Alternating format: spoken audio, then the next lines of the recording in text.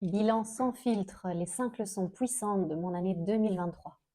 Bienvenue sur ma chaîne. Aujourd'hui, on est le 1er janvier. C'est le moment du bilan pour moi et j'ai eu envie de partager avec vous les 5 leçons les plus puissantes que j'ai tirées de mon année 2023. On va parler sans détour, avec authenticité, alors installez-vous confortablement et plongeons ensemble dans ces enseignements. 1. Ne laisse pas le perfectionnisme gâcher ta vie. Je démarre par cette leçon super importante. Il y a quelques années, je me souviens avoir passé des heures à refaire une simple vidéo qui annonçait mes prochains ateliers de développement personnel. J'étais obsédée par le moindre détail et je crois que je l'ai refaite 50 fois. J'avais vraiment l'impression de me présenter aux élections présidentielles. En 2023, j'ai décidé de briser ce cycle infernal du perfectionnisme. J'ai travaillé dessus. Je refusais de perdre du temps et l'énergie à rechercher une perfection illusoire et qui au final ne m'apportait pas plus de bonheur. Eh bien, ça a tout changé pour moi. Quand je vois la quantité de choses que j'ai pu réaliser cette année, je sais que j'y serais jamais arrivée si je ne m'étais pas libérée de cette pression. Pour ne pas m'éparpiller, je vais partager avec vous les outils simples qui m'ont aidé à surmonter cette quête de perfection dans une prochaine vidéo. 2. Surmonter l'anxiété et l'insécurité profonde. 2023 a été une année chargée, ponctuée par des moments d'anxiété intenses. Cette anxiété, je la connais bien. Elle fait des allers-retours dans ma vie. Les anxieux parmi vous connaissent bien les symptômes de l'anxiété et savent à quel point ça peut nous gâcher la vie. J'ai réalisé à quel point mon anxiété était due à l'argent, ou plutôt à ma relation à l'argent. J'ai plongé dans cette anxiété à cause d'imprévus financiers qui se sont enchaînés, dont une opération qui m'a empêché de travailler pendant plusieurs semaines. J'ai pris le temps de travailler sur cette anxiété en consultant et en profitant des supervisions que j'ai régulièrement pour en parler. J'ai aussi lu des livres et écouté beaucoup de podcasts sur le sujet. J'ai découvert beaucoup de choses sur ma relation à l'argent, en réalisant que sous stress financier, j'adoptais un comportement évitant. En gros, je faisais l'autruche, quoi. Et ce n'est qu'en plongeant vraiment et passionnément dans ce sujet, en me forçant à regarder ce que je fouillais, que j'ai réussi à totalement calmer ce ressenti qui me rongeait depuis des mois. Je ne laisserai plus passer autant de temps avant de me consacrer à quelque chose qui me fait souffrir. 3. Le pouvoir de guérison du corps.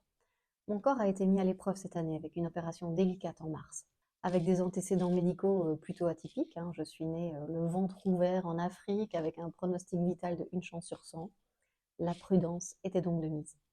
Le corps médical me semblait inquiet et du coup je l'étais aussi.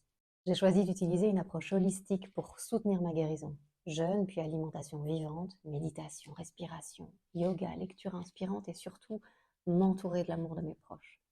Tout ça a contribué à une guérison rapide et profonde, bien au-delà des attentes médicales et bien plus rapidement que ce que moi j'avais pu imaginer. Je ne suis pas en train de dire que ce que j'ai appliqué fonctionnera aussi bien sur tout le monde, mais je vous partage ce qui a incroyablement bien marché pour moi. Je suis vraiment convaincue que notre état d'esprit a une influence puissante sur notre capacité de guérison. 4. Vivre en harmonie avec soi-même. Quitter le monde financier pour suivre ma passion a été un tournant dans ma vie il y a déjà un certain temps. Mais cette année, j'ai pris pleinement conscience à quel point ce changement m'a permis de façonner ma vie, en harmonie avec ma nature, mes sensibilités et mes besoins. Beaucoup de gens se sentent coincés dans des vies qui ne les épanouissent pas. J'ai eu la chance de changer radicalement de voie, et bien que ça n'ait pas été simple, très loin de là d'ailleurs, il n'y a pas un jour où je ne me remercie pas de l'avoir fait. Aujourd'hui, je n'hésite plus à tourner les pages nécessaires à mon épanouissement. Et dès que je m'éloigne de mes valeurs, des rythmes qui sont bons pour moi, dès que je suis trop stimulée par le stress, je le paye cash. Et puis, dès que je prends soin de moi à nouveau, en un jour ou deux, tout change.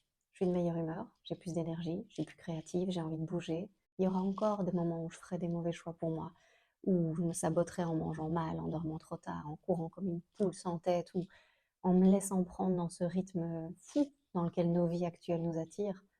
Mais à chaque minute, on peut changer ça et reprendre soin de soi. J'ai expérimenté ça plus d'une fois cette année. Ce déclic, il peut venir d'une conversation, d'une lecture, d'un podcast, d'une carte tirée d'un oracle, peu importe. Ma vie me montre chaque jour ou presque à quel point je suis plus épanouie quand je choisis de m'écouter, de suivre mon intuition et mes rêves. 5. Oser voir les fruits de ses choix. Enfin, cette année, j'ai récolté les fruits de mes choix audacieux, en affirmant mes limites, en me mettant plus au centre dans ma vie, en osant me lancer dans des projets incroyables comme ma chaîne YouTube, même si la technologie n'est pas vraiment mon point fort, et en créant mes premiers livres pour enfants qui vont sortir bientôt, j'ai réalisé que l'audace est la clé pour surmonter ses peurs. Oser, c'est se donner la chance d'apprendre. Quand j'arrive à me détacher des millions de peurs que je projette et qui finalement n'arrivent jamais, je me sens puissante et humble à la fois. Et j'ai envie de vous inspirer à oser à nouveau. parce que vous avez probablement tous des rêves qui n'attendent que vous. Voilà ce que j'ai entre autres appris cette année. Peut-être que ces leçons pourront vous inspirer pour un nouveau départ dans cette nouvelle année 2024 qui promet de belles surprises. N'oubliez pas, vous pouvez tout faire, ou presque. Vos rêves n'attendent que vous. Et si vous avez besoin de soutien pour y accéder, je vous invite à vous faire accompagner. Moi, c'est ce qui m'a toujours aidé. Et c'est aussi pour ça que je fais ce métier de kinésiologue que j'adore. Prenez bien soin de vous et à très bientôt pour les outils pour surmonter le perfectionnisme et la procrastination, et peut-être sur la relation à l'argent. Si c'est un sujet qui vous intéresse, n'hésitez pas à me le faire savoir en commentaire. À très bientôt!